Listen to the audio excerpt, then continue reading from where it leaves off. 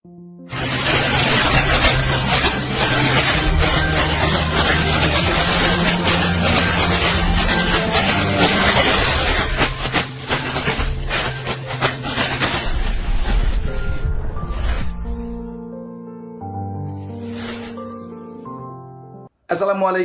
warahmatullahi wabarakatuh.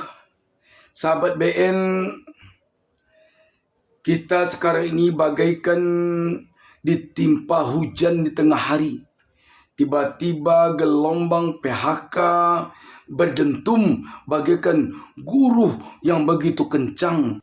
Sritek dengan karyawan sebanyak 10.965 orang telah di PHK sejak 1 Maret kemarin ini karena perusahaan tersebut dinyatakan pilot oleh pengadilan niaga. Di samping itu, perusahaan Sanken juga mem-PHK ribuan karyawan. Perusahaan KFC juga mem-PHK ribuan karyawan. Yamaha Musik juga mem-PHK ribuan karyawan. Perusahaan sepatu juga mem-PHK ribuan karyawan.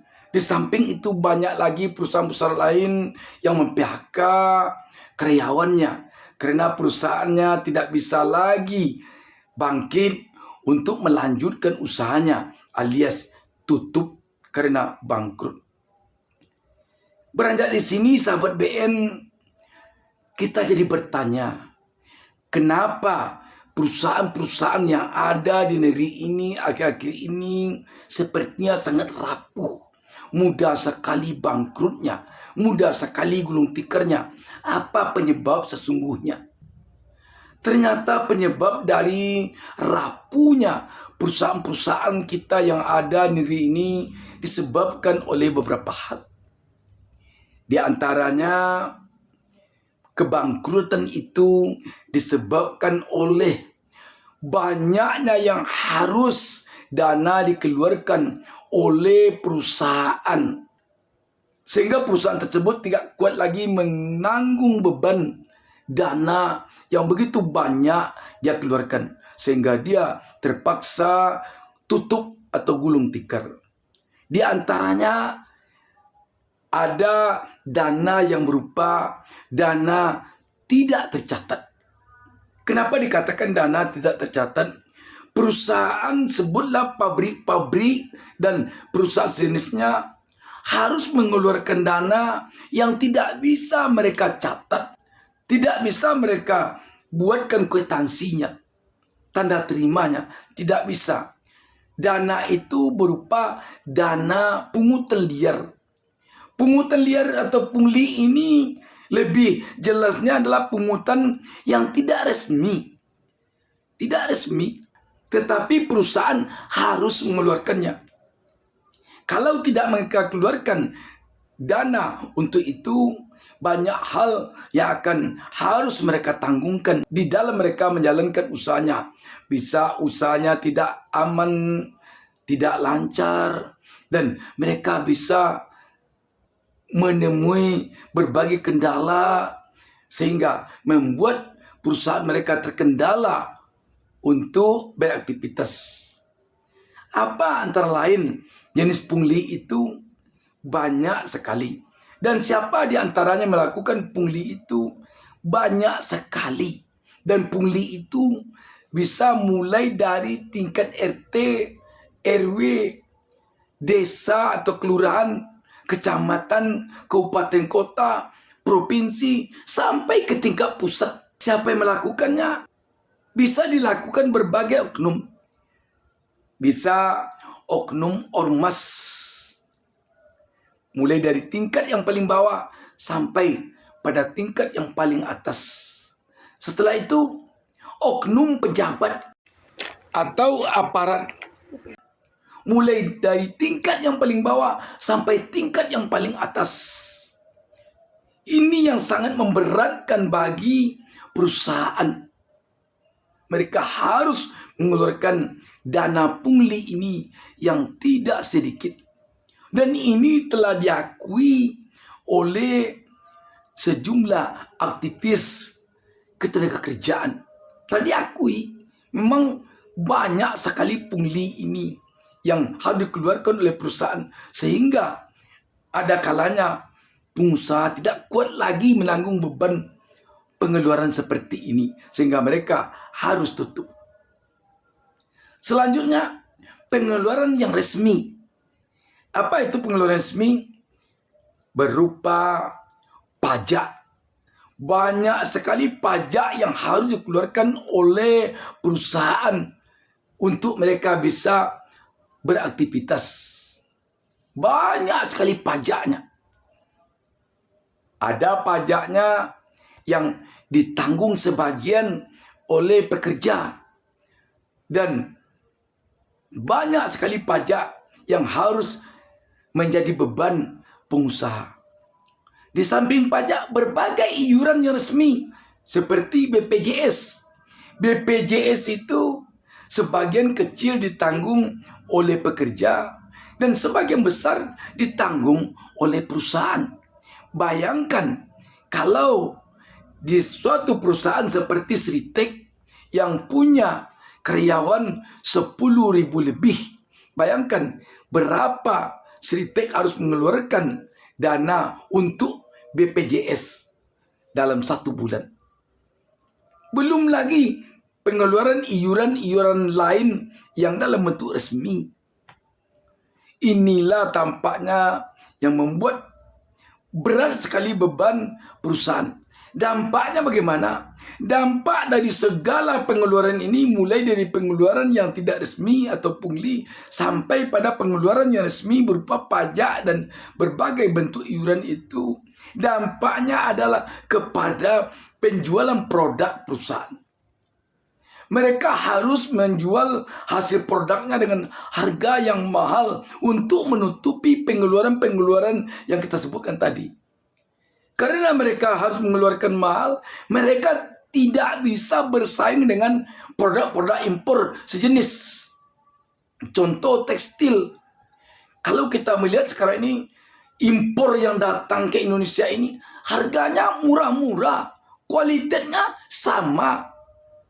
Ini kenapa bisa murah barang impor dibandingkan dengan barang hasil produk Indonesia sendiri, padahal ini impor didatangkan dari negara lain, ini dalam negeri sendiri. Kenapa bisa lebih murah harga jual produk impor dibandingkan produk dalam negeri? Karena di negara mereka yang perusahaan-perusahaan yang mengimpor barang ke Indonesia ini tidak banyak iuran-iuran dan pajaknya tidak sebesar pajak kita di negara Indonesia untuk perusahaan. Dan di negara-negara impor itu umumnya tidak ada pungli, bersih perusahaannya dari pungli, bersih, sehingga mereka bisa menjual produknya dengan harga murah. Oh, mau kita larang impor? Harusnya bukan impornya yang dilarang, tetapi biaya pengeluaran seperti tadi yang harus bisa ditekan oleh pemerintah Republik Indonesia.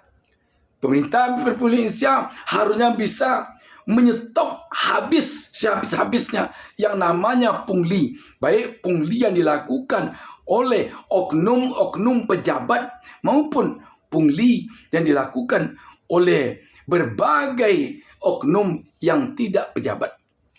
Kalau penghematan telah bisa dilakukan oleh perusahaan di dalam memproduksi produknya, maka dia akan bisa meningkatkan kualitas produknya dan dia akan bisa menjadikan harga jualnya di bawah harga jual barang impor.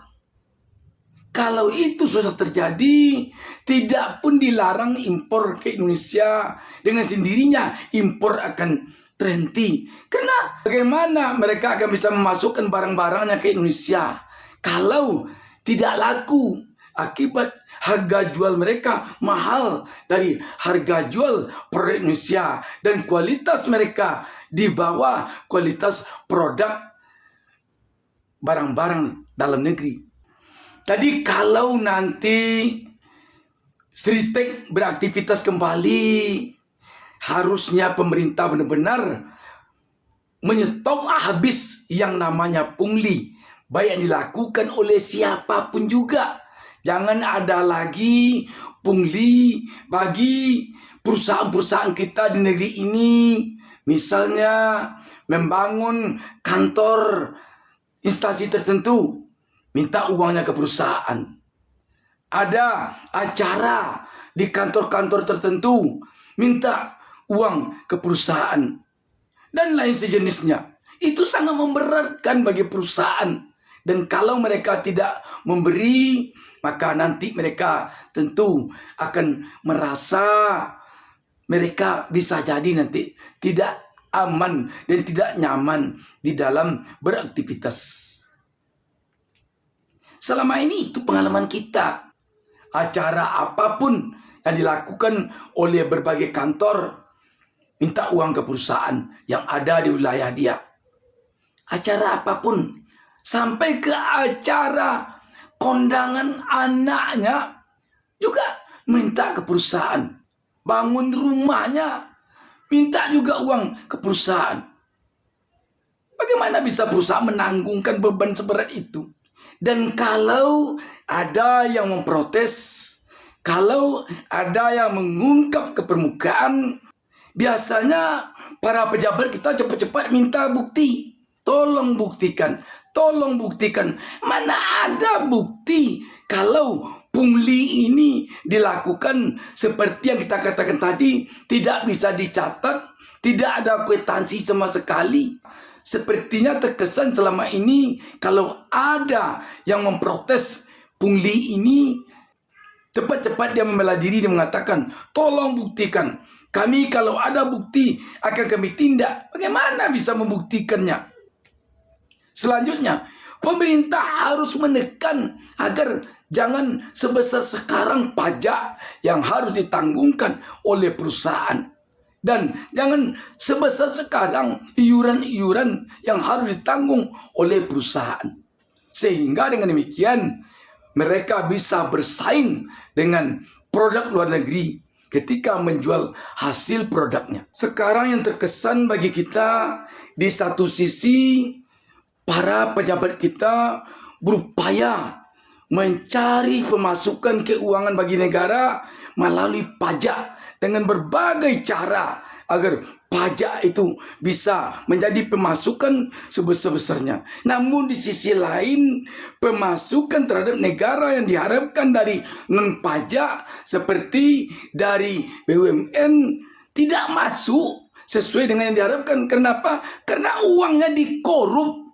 Coba lihat sekarang, BUMN menjadi ladang korupsi. Lihat saja, korupsi di Pertamina sekarang ini, korupsi di PT Timah, korupsi di Garuda, dan lain sebagainya.